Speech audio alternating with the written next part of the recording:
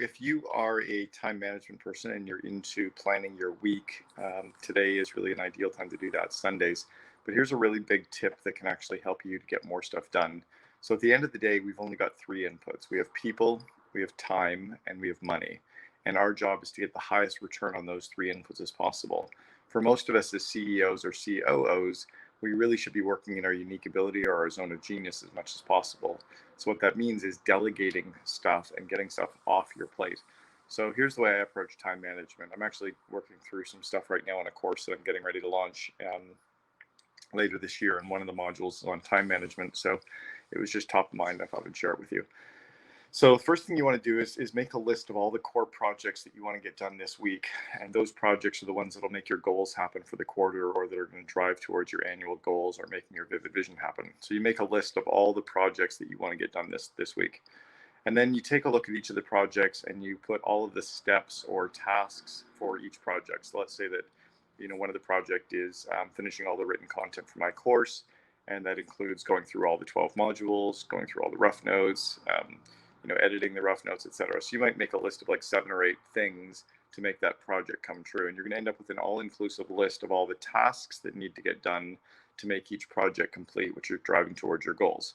Once you have all the tasks written out, then what you want to do is label the tasks as either A or B priorities. Some people would put C's in as well, which are really kind of the true miscellaneous things. So you want to label them all as A's or B's. So you might have 50 tasks on your plate for the week. You're going to label them all as A's or B's. Then you're going to put down the amount of time, you're going to number each of the A's and B's in order. So you can go like A1, A2, A3, A4, etc. And then the same with the B's. Ideally, only about 20% of your tasks should be A's, or you're probably thinking everything's more important or more urgent than it is. So after you've got all of the priorities labeled as A's and B's, and you number them all, 1 through whatever, you're left with a list of tasks that need to get done.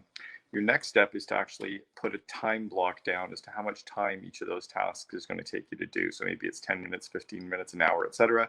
And you're going to now have a time beside each of those.